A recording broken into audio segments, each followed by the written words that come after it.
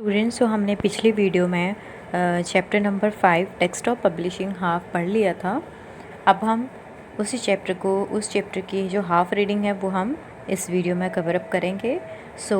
कल हमने इस चैप्टर में डेस्कटॉप पब्लिशिंग के बारे में पढ़ा था, WYSI WYG फीचर्स के बारे में पढ़ा था, word processing versus desktop publishing के बारे में पढ़ा था, और आज हम इस चैप्टर के टॉपिक्स ग्राफिक्स के बारे में पढ़ेंगे। What do you mean by graphics? A graphic is usually an image or visual representation of object. In simple language, we can say that computer graphics are image display on a computer screen. और graphics मतलब कि आप simple way में simple language में हम graphics को क्या बोलते हैं कि एक इमेज जो कि आपको कंप्यूटर स्क्रीन में डिस्प्ले होती है।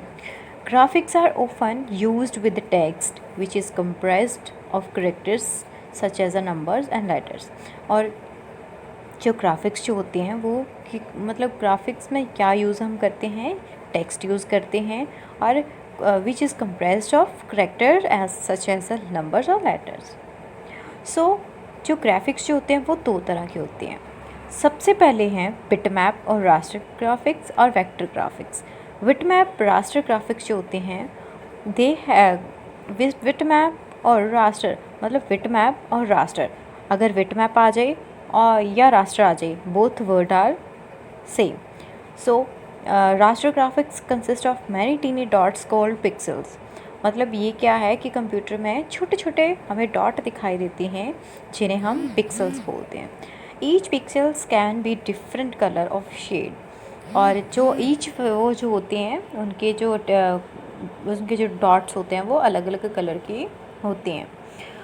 इन्हीं डॉट के कारण they edit on a pixel level are used on most old computer and video games, graphics, calculator games and many mobile games.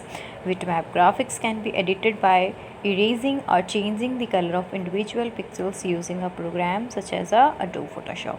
और Adobe Photoshop के कारण आप इन पिक्सल्स को चेंज कर सकते हो, क्रिएट कर सकते हो और एडिट कर सकते हो। ठीक है। नेक्स्ट है vector graphics. Vector graphics consist of a point, line और कर्व्स। देखो बिटमैप और रास्टर ग्राफिक्स जो थे वहाँ पे क्या है, एक इमेज कैसे बनती है, एक इमेज ऐसे बनती है कि छोटे छोटे डॉट्स आते हैं। छोटे छोटे डॉट्स उनको हम पिक्सल्स बोलते हैं। छोटे छोटे डॉट के कारण जब वो डॉट्स और अलग अलग कलर्स के होते हैं, और जो वो डॉट्स जो हैं वो मतलब इस तरह से लगाए जाते हैं, इस तरह के लगे होते हैं कि वो जब हम उनको जूम से हम उसे हटाते हैं, जब पूरे वो पिक्सल्स लग जाते हैं तो उसके बाद क्या है, हमारी पिक्चर जो है वो क्रिएट हो जाती है।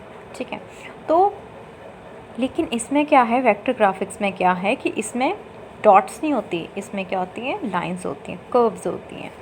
Vector graphics are based on control point which are connected by lines and curve called vector path and vectors. Vector paths can be used to make shape object, और ये कोई भी ऑब्जेक्ट बनाने के लिए ये वेक्टर ग्राफिक्स जो वो यूज़ की जाती हैं। It is possible to edit such as shape project separately, for example to change the shape outline type, मतलब आपने कोई एक आउटलाइन जो है वो चेंज करनी है। फिर साइज़ और पोजीशन आपको क्या करना पड़ेगा, उसका साइज़ और अगर उसका पोजीशन जो है वो आपको फिल करना है। देन उसके बाद क्या है, उसके लिए सॉफ्टवेयर जो है वो कॉरल ड्रॉ जो है वो आप सॉफ्टवेयर यूज़ करेंगे। अब मैंने आपको पिछली वीडियो में बताया था कि जो कॉरल ड्रॉ जो है वो एक वो सॉफ्टवेयर है जिसके साथ आप अपनी जो प्रोजेक्ट जो भी आपने पब्लिश करना होता है उसके लिए ये मेन ग्राफिक्स है। ठीक है।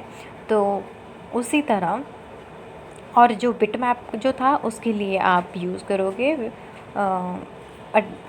Adobe Photoshop. देन उसके बाद है 3D ग्राफिक्स। 3D ग्राफिक्स क्या होते हैं? graphics, a picture that has or appear to have height, width and depth is a 3-dimensional। उसकी जो हाइट विड्थ जो 3-dimensional मतलब उसके डिमेंशनल्स में होती हैं, उसका कितना डिमेंशंस है। A picture that has height and width but no depth is 2-dimensional। ये 3D होते हैं, 2D होते हैं। और 3D graphics became popular in जो 3D जो ग्राफिक्स थे वो 1990 में आए थे यहाँ पे, मतलब उनको डेवलप किया गया था। और इन्हीं 3D उन इन्हीं 3D को सॉफ्टवेयर को का नाम था हमारे पास पहले 3D rendering software, such as जैसे कि CAD 3D एनिमेशन प्रोग्राम वर भी क्रिएटेड इसमें होते थे। बट जैसे जैसे टाइम बीतता गया तो by the year 2000 more powerful computers were developed which had enough processing power to support 3D graphics. At that time many video games were created using 3D graphics. जैसे कोई 3D मूवी आती है, कोई 3D video games होती हैं। सो ये सारे 3D जो हैं वो 3D ग्राफिक्स ये वाले जो सॉफ्टवेयर को यूज़ करके हम ये चीज़ें हमारी इसका डिमेंशन जो है वो हम क्रिएट करते हैं, तो उसके साथ हमारा जो है वो 3D चीज़ें बनती हैं। देन उसके बाद है margins. A margin is the space between the text and the edge of your document. देखो मार्जिन क्या होता है, जैसे आपकी एक शीट है, शीट का आपने ऊपर का टॉप मार्जिन कितना रखना है, बॉटम मार्जिन कितना लिखना है, लेफ़्ट राइट के मार्जिन जो आपने कितने सेट करने हैं, उसके बाद जो सेंटर का पोर्शन आएगा आपने उसमें क्या वर्क करना है और वो एक प्रिंट स्पेस हो जाएगी। इसलिए the margin have to define where a line of text begin and end. Margin जो है वो हमें ये बताता है, ये डिफ़ाइन कर देता है कि हमारा जो टेक्स्ट है कहाँ से शुरू होगा और कहाँ से एंड होगा। A page include top bottom left right margin has show. ठीक है, सो ये मतलब ये जो पेज जो होता है उसका टॉप और बॉटम लेफ़्ट राइट इसके जो है वो मार्जिनस के जो स्पेसेस होते हैं वो होते हैं, और बीच में जो होता है वो वर्क के लिए हमारे पास प्रिंट स्पेस छोड़ी गई होती है।